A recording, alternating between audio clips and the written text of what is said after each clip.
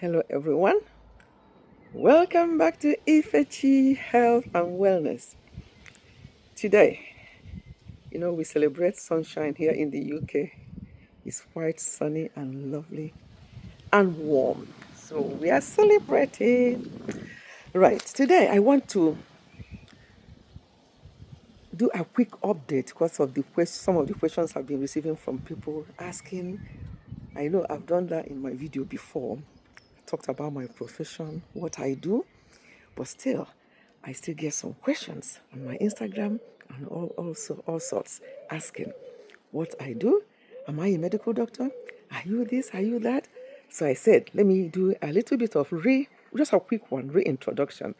At the end, I'll tell you why I have huge interest in things to do with health because I've seen and heard a lot.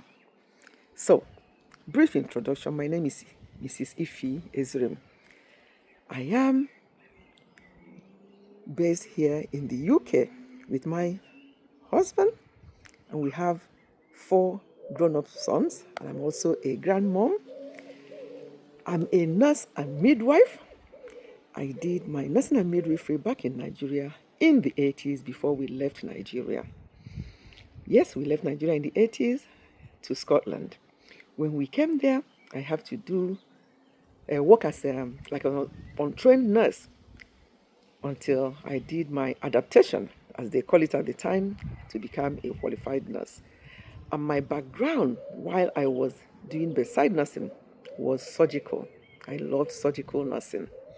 So I did that for many years until we left Scotland. But before then, shortly after my adaptation and started working as a qualified nurse, I went and did diploma in advanced nursing just to improve myself.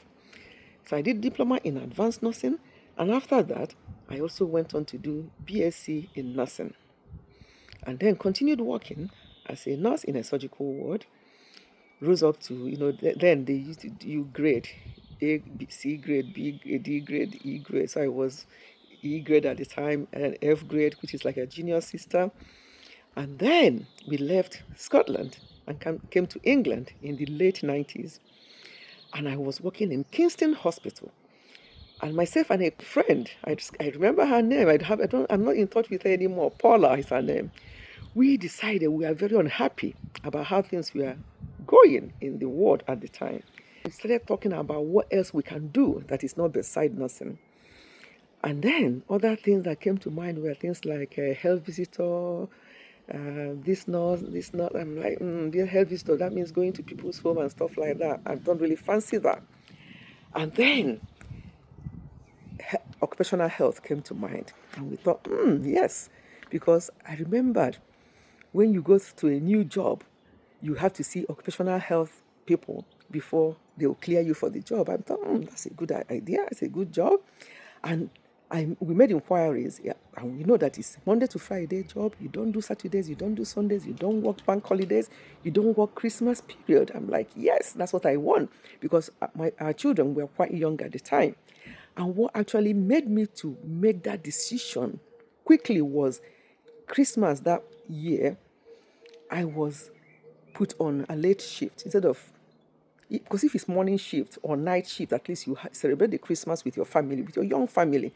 Because when they were young, they enjoy Christmas. Now that they're older, Christmas, just share presents and that's it.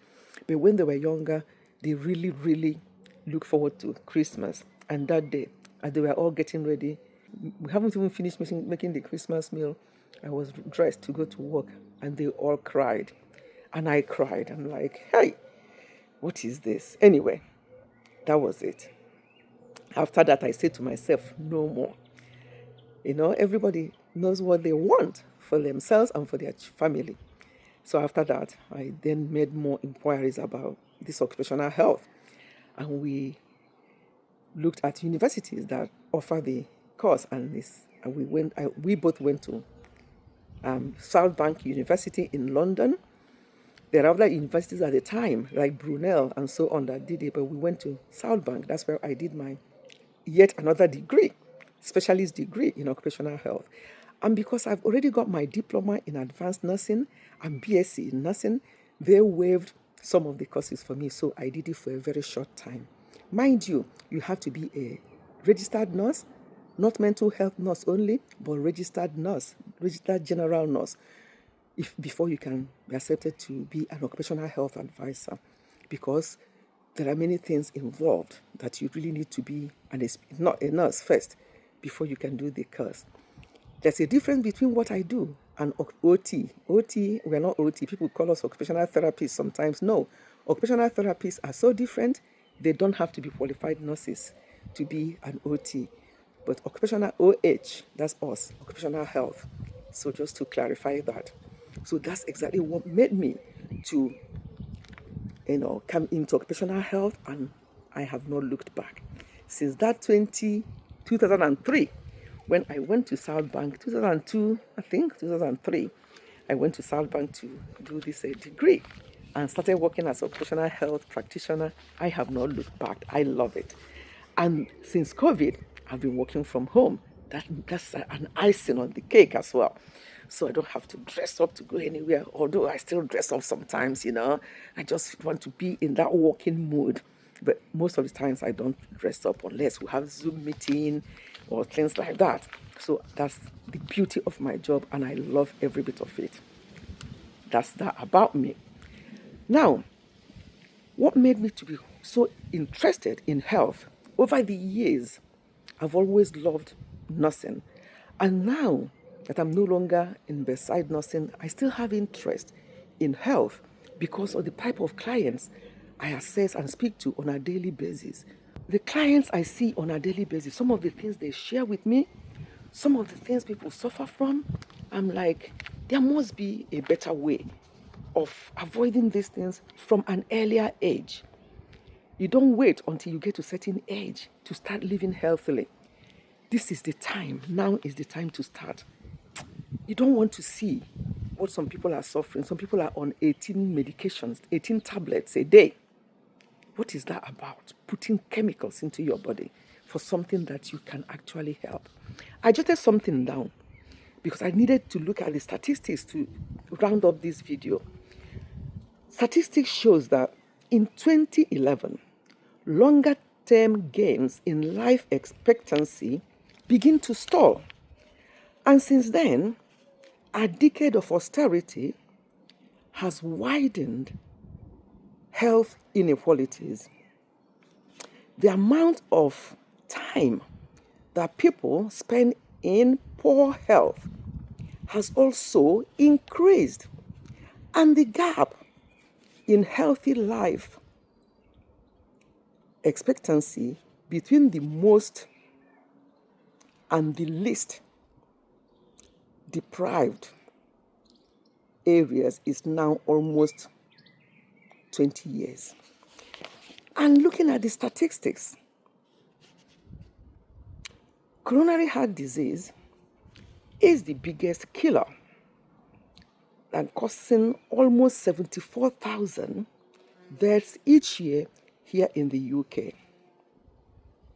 That's about 200 people passing away every day, and more than 1/4 of deaths occur in people who are much younger. And the good news is that the causes of this coronary heart disease and other associated illnesses can actually be prevented if we can be intentional about our health. I see a lot, I hear a lot regarding people's health and how people suffer and struggle in their later lives, even in their younger lives. I've seen people in their 30s and what they suffer from. You are wondering what is going on. So, going forward, this channel will be fully dedicated to health issues. Anything that comes to mind, I'll come out here and share it. Any research I do, anything that is happening, I'll come and share with people that people who want to hear can hear. Thank you so much. I hope you have at least understood a bit better who I am and why I have huge interest in health. Hence, I opened this channel. Please support this channel. Continue to support this channel. When you watch the videos, try and watch them to the end. Sometimes the retention is not good.